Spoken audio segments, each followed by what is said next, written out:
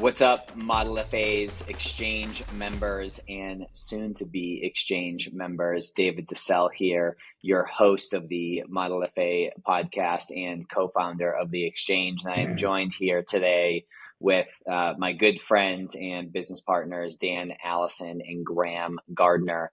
And in today's episode, we're going to have a theme around business development. So, myself, Dan, and Graham will certainly spend some time and opine on that topic here in a moment. But first and foremost, want to go through just a couple quick updates in a couple minutes. So first is Joe Moss is our member of the month inside of the exchange. And Joe, we appreciate all your contributions to the platform. And you did call out Melody Brady last month because she beat you out by a small margin and said that you would be at the top of the list this month. So you followed through and we appreciate that. Another quick update. We have Andrew's course around gathering testimonials and reviews from your clients now live inside of the exchange. He's with a company called Testimonial IQ. And just to give a quick shout out to a client of mine, Trevor Scotto. There's 3 examples of not just leads that have come through his Google reviews, but folks who have actually become clients. And there's been 3 in the past few months. One is an $18 million client. One is a $1.8 million client. And the third is an $8 million client. So a lot of 8s in there. I don't know if there's something to that or not. But if you're not collecting reviews from your clients, you're asleep. So I would highly encourage you to start doing so, but just make sure you do so compliantly. And then actually tomorrow, February 11th, let me just confirm the time, 12 p.m. Eastern, I'm hosting a webinar with Sphinx Automation. And this has been something that has been very much looked forward to by our members and the clients that we serve. If you can find repeatable tasks inside your business that can be streamlined and automated, this is a webinar that you're most certainly going to want to attend. And Graham, I know I'm putting you on the spot here, but if you can make a note to add the registration link to the show notes, that would be super helpful. So with that said, let's get into some business development. So first off, I made a post inside the exchange around having conversations with people. And this kind of spawned from, I think 4 or 5 conversations within a week or two of clients and members of the exchange where, whether they're at a networking event or meeting a prospect for the first time or surrounded by friends and family, there's been a common struggle on how do I intentionally build the relationship with them in a way that is inviting and friendly, not overly salesy and pushy, but still ultimately driving them to become a prospect or go through my sales process, whatever that may be. And there's a really good book called Conversations by Ivan Farber. I know Ivan personally. He is an advisor. And his book is not only a great read or a great listen, whatever your preference is, but it also serves as sort of like a manual on how to facilitate conversations at different stages of the relationship. So if you find yourself in a similar predicament as it relates to building relationships through the conversations that you're having with folks, I would highly encourage you to go and check out that book. Again, just Google Conversations by Ivan Farber, and you'll be able to get the audiobook or the actual book, whatever your preference is. But I guess, Dan, just to tee you up quickly, what have you noticed? You've been in, some form or another, business development role throughout your whole life, from your mental health facilities all the way through consulting and speaking now. And what I've found in working alongside you is you get people to like you really quickly. And I'm curious to know, is there anything from it, like intentionally, that you make sure to do in those interactions? Because I feel like you're able to build trust really quickly. And if you don't mind, just deflate your ego that I just pumped you up with a moment ago, just a little bit before your answer. But I'd like to get your opinion on that.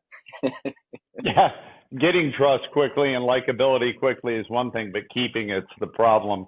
The Now, David, you said something. It's funny. You talked about you had posted about having conversations, which is there a more basic thing on earth? But if there's one trend I see, we're moving away from that skill set at everything from, 1-800, call 97 different or 97 different prompts before you even get to a human, to all of us who have kids. They hang out in groups and all look at their phones together. That's how they interact. And I think a skill set that I have when I have somebody who's interesting to me, somebody I'd like to meet or network with, on the way up where I'm at today, I had to drive a couple hours for a meeting. I listened to a podcast, and they did a study where they took people who were traveling on an airplane, and they had plants on the airplane that were part of the study, and one half of the sample group had a guy next to him on the airplane that struck up a conversation, but made a point to talk about himself. Oh yeah, I do this. Oh yeah, I do that, and all the things about his business. And the other half had somebody who asked questions about them and got them to talk the entire time. When they exited the plane, they interviewed them and said, "How was the flight?" And the people who were the ones talking to the plant rated the flight as, exceptional.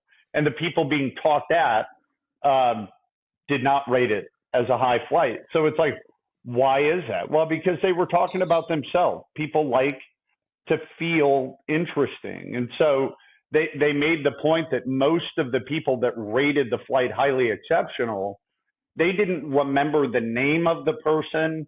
They didn't remember what they did for a living, but it was exceptional because they talked the entire time. So I think a skill that a lot of advisors will talk about networking and going to social events and how do I maximize that, the use of that time.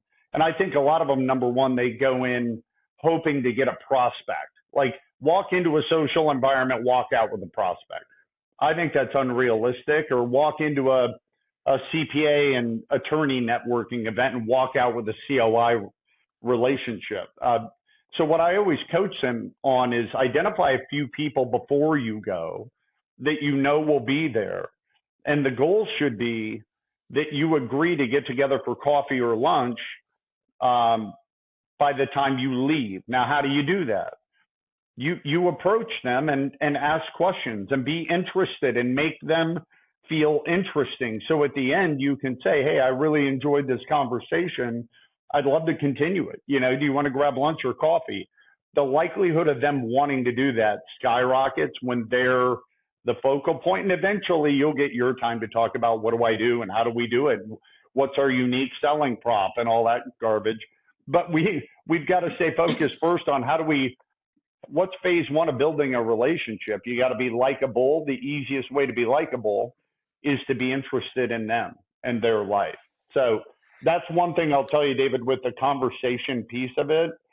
I think people who can be skilled at conversations, but intentional with whom they start the conversations and what they hope the outcome of the conversation is, can continually kind of feed a pipeline that eventually leads to prospects or relationships with COIs, but doesn't start with unrealistic expectations.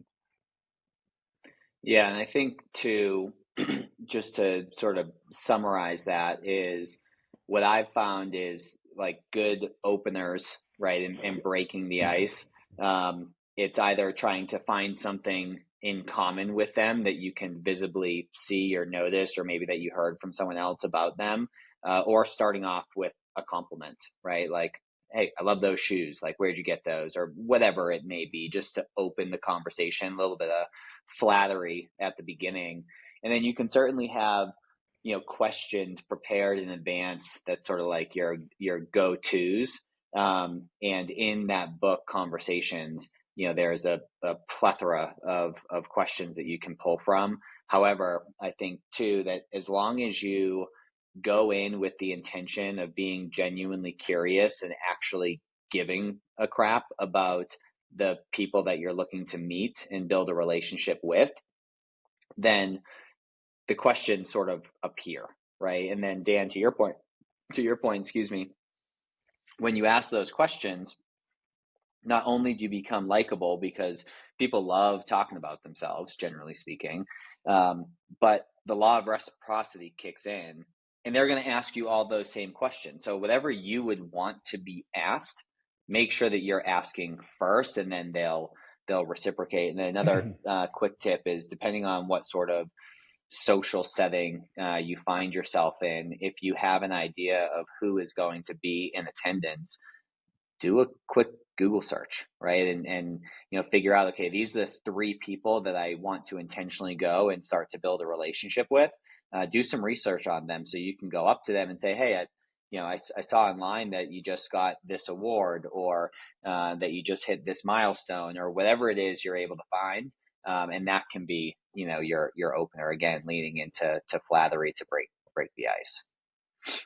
So I do want to pivot, Dan. So you had first shared this, with me over the phone, and I was like, dude, make a post inside the exchange. This is one of the most simple things I've ever come across, but has had a huge impact for this advisor in particular, but for advisors in general that implement this to increase the amount of introductions that they're getting into their business. Can you talk about that scenario, please?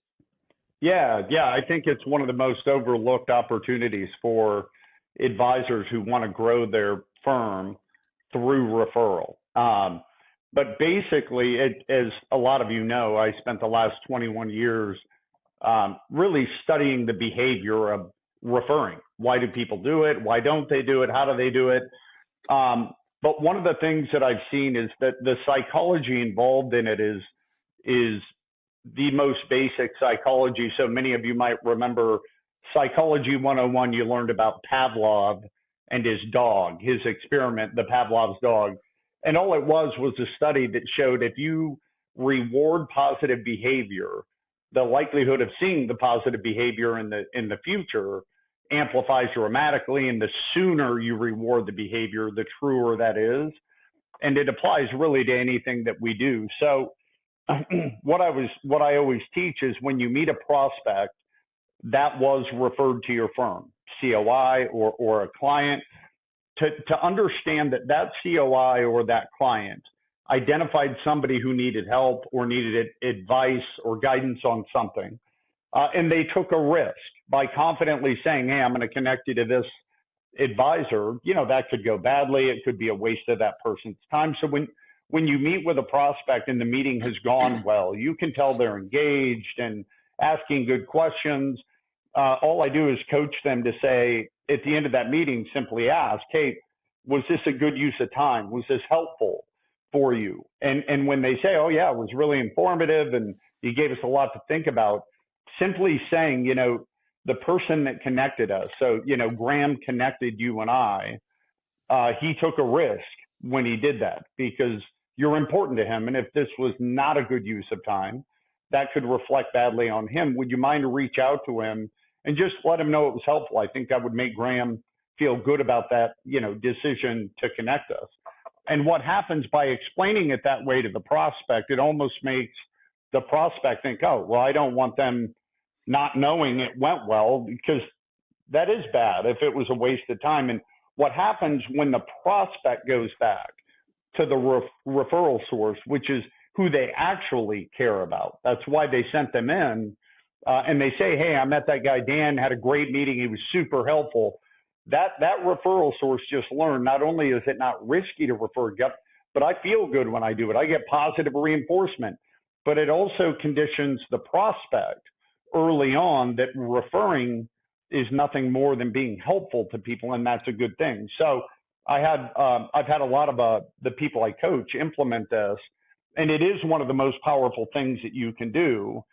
And we had one of our clients last week had never received a referral from a CPA that they had a several year relationship with. They had sent many referrals to the CPA, but not gotten any in return, which you guys know that's common, right? And it's frustrating, but they got their first referral through nothing I coached them on. They just happened to get a referral from this CPA. At the end of it, they showed them a strategy that could save them quite a bit of money on taxes, which you would think is the accountant's job, but this is a financial vehicle. The CPA didn't understand how it worked. Anyway, at the end, they utilized that language. And the next morning, the CPA called and said, hey, I heard you had a great meeting with, my client. They said you were really helpful on this strategy. I've got a couple of more people in the same situation I need to connect you to. And of course, the CPA said, I'm going to send your information to them. You watch for a phone call, right? Well, there's that opportunity for that language. Hey, I'm assuming you did that. You want to do that because you want them to get the same kind of help or advice. Is that the case? And the CPA said, oh yeah, they're in the same situation. All they did is say, because they don't know and trust me in the way that you might, they're unlikely to reach out and probably won't get the help. Would you mind teeing up an introduction? CPA was like, yeah, no problem. Done. Booked both prospects for appointments. And so 3 prospects from one CPA who'd never referred, which likely would have just been one, right? So it's a powerful thing. It's typical for advisors to go back to the COI or to the referral source and, hey, thanks for the referral. Hey, I sent you a bottle of wine, but don't miss that powerful opportunity to have the actual prospect do the reinforcement. It goes a long way. I'm hearing a recurring theme today of just be a human, ask for what you want and do so in a natural way. Yep. Both things you talk about just seem so obvious. It's Graham, not rocket science. No, I think we have an expansion of technology, and it's the human element is retracting simultaneously. We're looking ways to automate everything, and there's certain things you don't want to automate. Example of this, one of the things that I always coach advisors on when they're wanting to sit with a client and get feedback, right?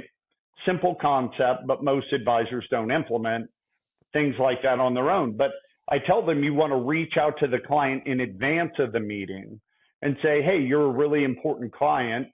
I want to structure our review a little bit differently than we have in the past and want to explain why. And it's, your experience is important to us and blah, blah, blah.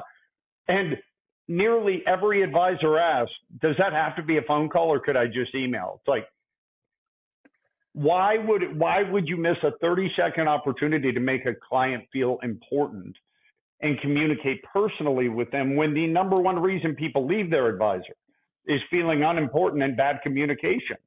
It's simple stuff. So I have a new client, Jerry, and he just recently signed on, but he wanted a few references, and he was also referred to me probably 6 to 9 months ago, and he just now moved forward. He was a guest on our podcast first, and so what I did is I reached back out to the person who made the introduction, which initially was just to be a guest on the podcast, and now we're working together. But I called him and he was elated, right? He's like, oh, I didn't realize that was happening. Like, that's awesome. I'm glad, this and that. And then Jerry also wanted 3 references when we got to the, final decision-making, step of the process. So I teed him up to a few existing clients, and I also made sure to close the loop for them. So not only did I text them immediately when Jerry, decided to move forward, but later on in the day when I was on a walk at probably 6 or 7 p.m., I called each of them. and was like, hey, I know I texted you earlier, but I just wanted to call and say thank you. Like, what do you think for those 3 people is going to happen? They're more than willing to serve as a reference, moving forward, because they're getting that extra shot of dopamine. I'm closing the loop for them. There's psychological income involved in that process, where they may not make money for being a reference, but there is psychological income involved in that situation.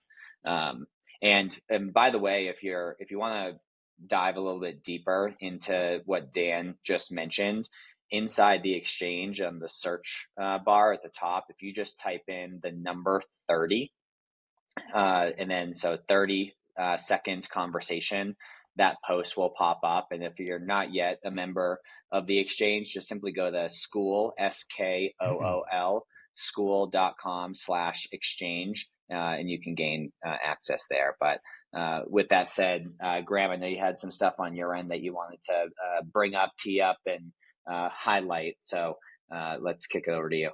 Yeah, I think just right along what Dan was saying in terms of being human. So this past weekend, I was talking to a client, and then afterwards I was trying to implement something that they want to do. They want to use like an AI voice agent for their workshops, which I think could be like a totally cool thing. But we were talking about like, well, how do we make this as human as possible? And Dan, you and I didn't coordinate this. So it's funny where both of our brains are at. And it got me thinking about like in this AI revolution, right now, everyone's starting to use Chat GPT to come up with their social media calendars and their presentations, which is awesome. But to Dan's point, we're losing the human element on all this stuff. And it's not that hard to take your marketing to stick out from what everyone else is doing using AI by focusing on, well, is this how I would like to receive this information? Is this something I would want to engage with? Think through things of the lens of yourself when you're doing your marketing. Bob Gavlak, longtime partner of ours, awesome human. He launched Balance Wealth maybe a year and a half ago. And if you ever talk to him about his firm, he will die on the hill of, I'm not going to be a generic financial advisor. The people that work with me want to work with Bob because of my personality. They want to work with the other balanced team members because we focus on the human experience first. And I think that's just something that, as everyone's starting to implement these different things that we talk about in the exchange, we've got a lot of great idea sharing going on. We're adding a course on workshops and in-person events. We've got a course out there about doing shorts on social media. We've got all this great content, but you could spend all the time in the world implementing these things. If you don't pause and implement a human element into everything that you're doing, I'm not sure how effective your marketing is going to be at the end of the day. I think it will be more effective than not doing anything at all, but you're missing the boat if you don't pause and infuse your own personality. If you've ever attended an exchange call, I say this all the time, like, Graham is always going to be Graham. I'm a goofy person. I talk about sports and things that don't relate to business more than I talk about business. It's just who I am. And I've discovered years ago when I first started consulting that if I try to hide who I really am and play this role, it's not going to be very effective. Like going back to what you were saying, Dan, about having conversations with people and asking them questions. I think if you just pause and again, be human, don't tee up with the next question you pre-prepared for this conversation, that person's going to enjoy talking to you. We've all been stuck in that conversation before where we don't really know what to say next, or whatever is said next just feels like that pre-prepared canned thing, and nobody enjoys that conversation. So I'd pause there. What are things that either of you have seen some of your clients do that helps them stand out? Is there a client that comes to mind? Like like Bob popped out for me immediately of being a real human. What's something one of your clients do that makes them stand out and really is different? So I have 2 clients that are partnered together, Jerry and Brooke out of Pennsylvania. And I just think they do a wonderful job being human. So just a few things that come to mind as examples, and then Dan, I'll see what some examples are on your end. But they do three main things that I think are very exceptional. So number one, they pump out a lot of video content.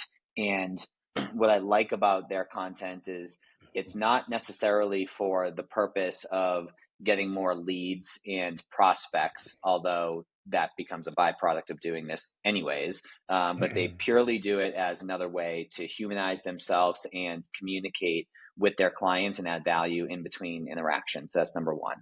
Number two, I want to say they do this quarterly, where they do some sort of cool client event. So one of them, just to give an example, is they do a virtual wine tasting where they have a sommelier on the Zoom call, and they ship out a couple, 2-3 bottles of wine to each client in advance, and they all do a wine tasting virtually together. So that's number two. And then number three, one of the metrics that they track in their business is to have 90 touch points a month with their clients. Okay, so that could be reaching out via email, over the phone, executing a piece of the plan for them, but they're very intentional with those 90 touch points. And let's just say hypothetically, we take the 90 and we multiply it by 12, that's 1,080 touch points. And if we have, I think, they're at like 250 clients, that's 4 touch points per client per year, not including hitting them with social media, not including having them at an event, not including their normal review cycle. So they're probably averaging more so like 10 to 12 touch points, per year with each client that are, humanized. So that would be my example. Dan? Yeah. Well, I haven't told you guys this yet, but I'll use me as an example in the exchange. We are for the first time really testing out email funnels. We've got a database of a lot of advisors that we want to become part of the exchange. And we sent out our first wave of kind of emails that we're testing different things out, and who clicks on what and who will watch, what videos. And we're seeing, that we have thousands of people that have read the email, they have clicked and maybe watched a 30-minute video of me presenting referrals, and then maybe clicked another video, right? So they've seen me or heard from me via email 3 times, 4 times. Well, I was talking to the guy who helps us with some of our marketing stuff, and we were going through the numbers and the scale of this automated email funnel. And I said, well, one of the things I want to do is I want to block time every month. So maybe 4 hours a month, hour a week. And I'm going to shoot videos that are literally 20 seconds or 30 seconds that say, David DeSell, what's going up, man? Or what's going on? I'm happy you're watching some of my content. We're sending you the emails. I know when you watch stuff, like letting them behind the curtain. Yeah, surprise, you're on a list that we're trying to bring value to, but saying his actual name and saying, I know you're in Wisconsin, you're part of Ameriprise. Now, that's going to take me 30 seconds to shoot that video with a call to action. That's 100 an hour. So if I allocate 4 hours a month, I can have 400 personalized videos a month, 5,000 a year going. Do I think the conversion of people taking action might go up? Yeah. I'll report back when we see the results, but it's trying to add a human element to an automated process. So I think it's an example of something I'm excited to try out. Yeah, I think telling you from experience, I've run dozens of LinkedIn automation campaigns for advisors, and it always blows my mind that these advisors want to pay me a decent amount of money per month to manage this for them. They want to spend their time putting this effort in. And then I always get kickback on the recording of the personalized video. I advocate to them. They're like, hey, before you start work every morning, check who you connected to the previous day. You're going to spend 20 minutes knocking out these videos and sending them, and nobody ever wants to do it. And then they're shocked when 2 or 3 months later, they've gotten a bunch of connections on LinkedIn, but knowing those people have scheduled a discovery call with them. It's like, well, why do you think? Yep. And I can back that up, that it works. That's when I got into consulting after being an advisor. That's how I,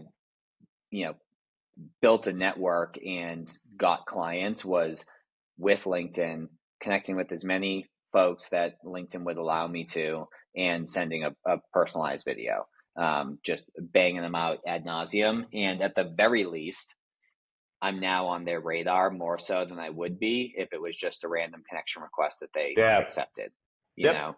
So they pay attention a little bit more moving forward to the content that's going out.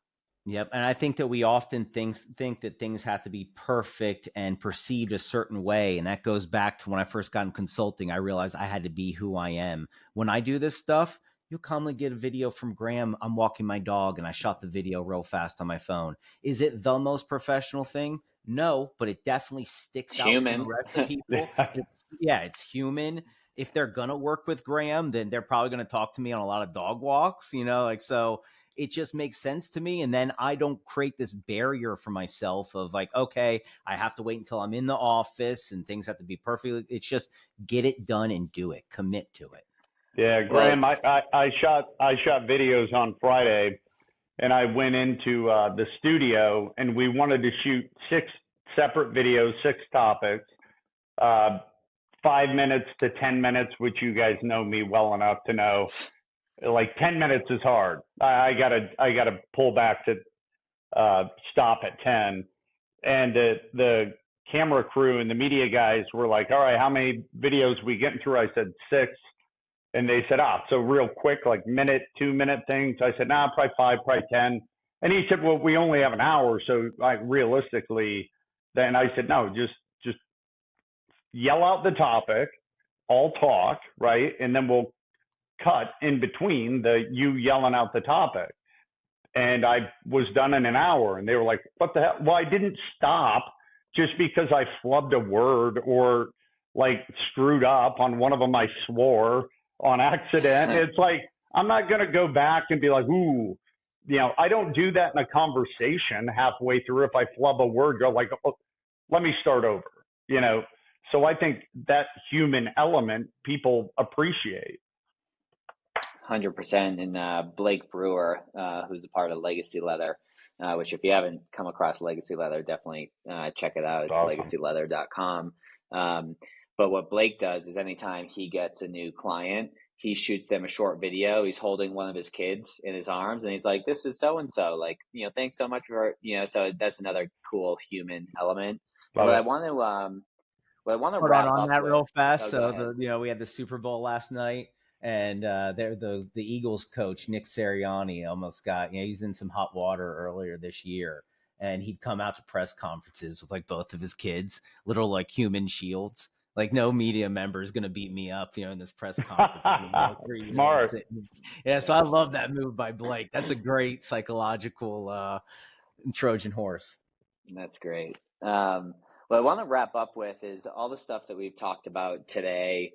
There's a foundational element that we have not brought up yet, which is confidence. And if you don't have confidence in yourself, in your business, in what you do for clients, you're not going to have the courage to do any of the things that we shared today. And I have a client, Sarah, who was in that sort of situation where she admittedly said, I'm lacking confidence, and I feel competent, but I feel like I'm missing that confidence. So I spent some time with her on a one-on-one call and talked to her about the C3 list that we put together, and that's inside the exchange. You just search C3 list, and there'll be posts and videos that pop up. But essentially, it's committing to something, being consistent with that something, and ultimately you derive confidence from that, because confidence comes from the little promises that you make or don't make to yourself every single day. Like, do you hit snooze or do you actually get up? If you say you're going to eat clean that day, do you actually do it, or do you mess up? If you plan to go out and not drink, do you actually stick to that or not? Yep. All of those little micro moments add up to whether or not you're confident. So what the C3 list is basically 5 things that you do every single day that fit 3 different categories: 2 things that move your business forward, 2 things that move yourself forward, and 1 thing that moves others forward. I don't know why there's balloons flying around right now. Never seen that. And David, I don't want to disrupt your point. There's people coming into this conference room, so I got to let them in. I'm borrowing it from them. So take it easy, guys. See ya. So, and the things that move your business, yourself, and others forward, they're 100% in your control. Is there a restroom in here? Can we mute him? Good seeing you. Did you come in last night? All right, I guess I'll cut that out. Or no, just leave it. That's funny. It's human, right? It's human. Exactly. It humanizes it and shows Dan's age that he forgets to mute himself. But the things that move yourself, your business, and others forward are 100% in your control. So it's things like, waking up at a certain time, drinking a certain amount of water, eating a clean diet. It's not losing a certain amount of weight. It's reaching out to a certain amount of prospects, clients. It's not getting a certain amount of referrals. So they're 100% in your control. So with that said, without that foundational element of confidence, it would be very difficult for you to implement the things that we discussed today. So I would encourage you to work on that if that's something that needs some work. And admittedly, it's something that I work on and struggle with every single day. Graham can probably say the same as with Dan. It's not a skill set that you get and then you don't have to work on. It's something that you need to work on every single day. But with that said, again, if you are already a member of the exchange, we appreciate you. We appreciate the loyal listenership that we have on the Model FA podcast. And if you're not a member yet and you want to check it out, simply go to school.com/exchange. And we hope to see you in there soon. Take care, everyone. Thanks for having me on. See you, David. See ya.